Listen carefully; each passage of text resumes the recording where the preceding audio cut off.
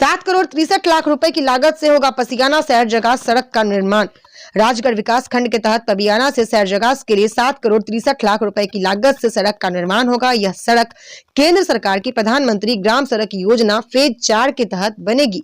यह बात सांसद सुरेंद्र कश्यप ने सैरजगाह में एक जनसभा को संबोधित करते हुए कही। सांसद ने कहा कि प्रधानमंत्री ग्राम सड़क योजना के चौथे चरण के तहत केंद्र सरकार ने हिमाचल प्रदेश के लिए लगभग 20,000 करोड़ रुपए स्वीकृत किए हैं और इसी योजना अंतर्गत पक्षाद विधानसभा क्षेत्र के राजगढ़ उपमंडल की सैरजगाह सड़क को पक्का करने के लिए 7.63 करोड़ रुपए की राशि मंजूर की गई है। उन्होंने कहा कि सड़क के पक्का होने से न केवल क्षेत्र के लोगों को बेहतर आवागमन सुविधा मिलेगी, बल्कि इससे क्षेत्रीय विकास और पर्यटन को भी नई दिशा प्राप्त होगी। सांसद सुरेश कश्यप ने बताया, इससे पहले प्रधानमंत्री ग्राम सड़क योजना के तीसरे चरण अंतर्गत भी प्रदेश के लिए 2600 करोड़ रुपए स्वीकृत किए गए थे, जिनमें पक्षाद विधानसभा क्षेत्र की 9 सड़कें शामिल थी। देखें स्टार न्यूज़ प्लस के लिए हिमाचल प्रदेश के राजगढ़ से सतीश जैन की ये रिपोर्ट। और लक्ष्य ये है कि 2047 तक इस देश को विकसित राष्ट्र बनाया जाए। आज उस दिशा में हम आगे बढ़े और इन 11 सालों में हमने जो कभी सोचा नहीं था वो माननीय मोदी जी ने करके दिखाया। आज हमको खुशी होती है जब जल जीवन मिशन में हर घर पीने का पानी पहुंचाने का काम किया गया। 15 करोड़ से ज्यादा घरों को इस देश में शुद्ध पीने का पानी जो है नलकों के माध्यम से दिया जा रहा है। 10 करोड़ से ज्यादा अपना परिवारों को आयुष्मान भारत योजना के तहत जोड़ा गया, जिसमें 5 लाख रुपए तक मुफ्त इलाज की सुविधा दी गई।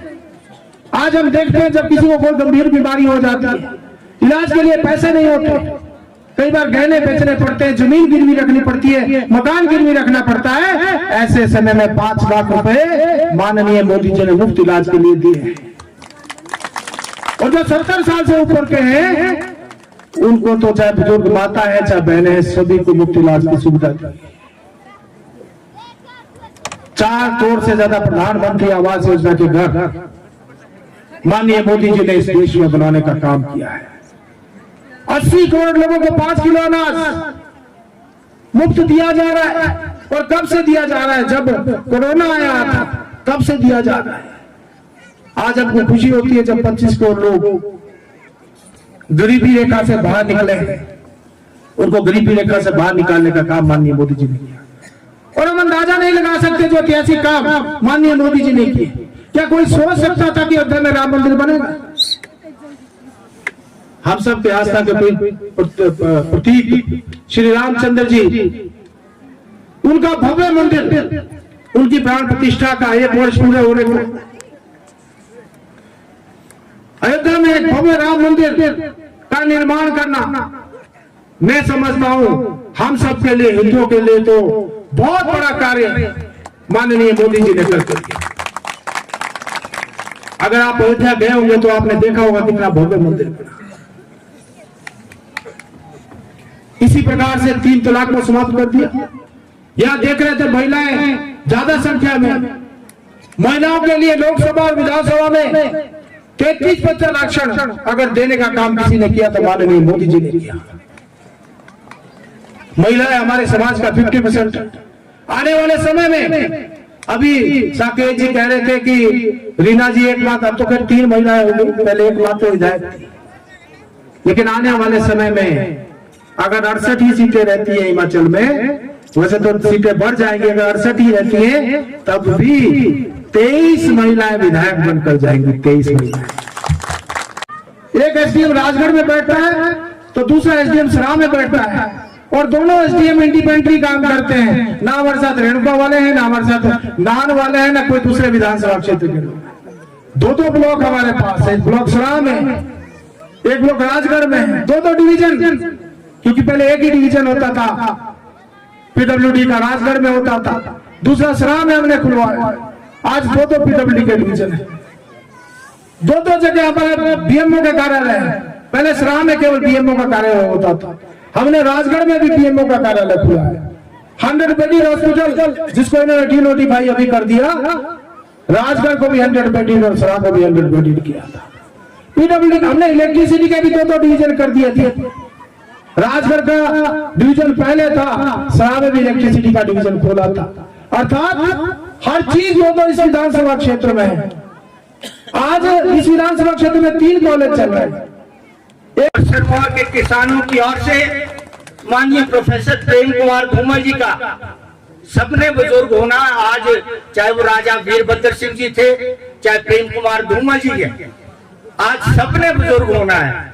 आज उनके एहसान हम पर है।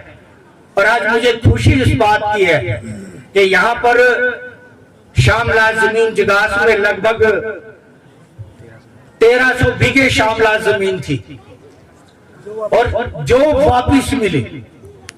अगर 1 बीघा की कीमत आजकल कपिल जी कितनी है?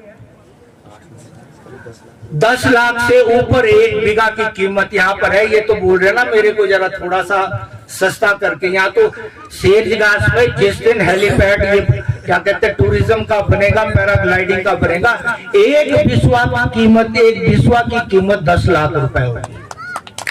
ये अरबों और खरबों रुपए की जमीन जो वापस दी है, ये भारतीय जनता पार्टी की माननीय प्रोफेसर प्रेम कुमार धूमल की, हमारी और आपकी, सुरेश जी और रीना जी की सरकार ने दी है।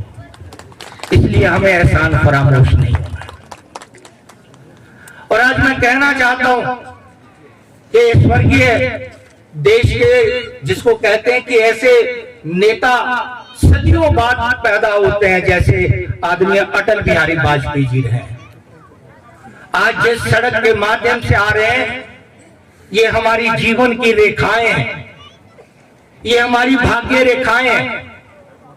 इन भाग्य रेखाओं को और गाढ़ा करने के लिए माननीय अटल जी ने एक प्रधानमंत्री ग्रामीण सड़क योजना की शुरुआत की और प्रदेश के और देश के एक एक गांव से को सड़क से जोड़ने का जो भगीरथ प्रयास किया है, वो माननीय अटल बिहारी वाजपेयी जी के प्रयासों से हुआ है। और हिमाचल प्रदेश में माननीय प्रोफेसर प्रेम कुमार धूमल जी के प्रयासों से हुआ है। मैं मंच से अपने आप क्रेडिट लूं या मंच से कोई और आदमी किसी पछात के हर एक जगह जो कि बहुत खूबसूरत जगह हो, वो जगह हमारी विकसित हो। चाहे वो हम सेचगास की बात करें, चाहे वो हब्बन की बात करें, चाहे वो रासू मांदर की बात करें, चाहे वो पचौता क्षेत्र की बात करें, चाहे वो हम सराहा की बात करें, चाहे नारक की बात करें। हमारे पास बहुत खूबसूरत ऐसे एरिया है जिसको हमें डेवलप करना है। आज आदरणीय ठाकुर साहब जैसे अभी कह रहे थे, बहुत सुंदर बात उन्होंने कही कि बाहर से हमारे लोग आते हैं और थोड़ी थोड़ी जो भूमि है हमने लोकल लोगों ने वो बेच दी। अभी आपको मालूम ही नहीं कि आपके पास क्या चीज है, क्या हीरा है, क्या सोना है। आने वाले समय में जब आपका ये क्षेत्र विकसित होगा ना जी, अगर छोटे छोटे स्टॉल हम लगाएंगे, छोटे छोटे, आप उस समय आपको अनुभव होगा कि ये अगर हमने जमीनें अगर हमने दूसरों को बेची तो उसका हमारे कितना बड़ा लॉस हुआ है। क्योंकि मुझसे भी कई लोग बात करते हैं कि विधायक जी आपके वहां पे कोई जमीन तो नहीं, आपके आपके सेचगास वाली उन्हें मालूम है कि आने वाले समय में ये क्षेत्र हमारा डेवलप होने वाला है। पैराग्लाइडिंग का ये बहुत ही खूबसूरत ये यहाँ पर जो देखने को मिलेगा, आने वाले समय में डेवलप होगा। ये बाहर के लोगों को मालूम है, बट कहीं ना कहीं जो अपने लोग हैं, हम उस चीज को समझना पड़ेगा।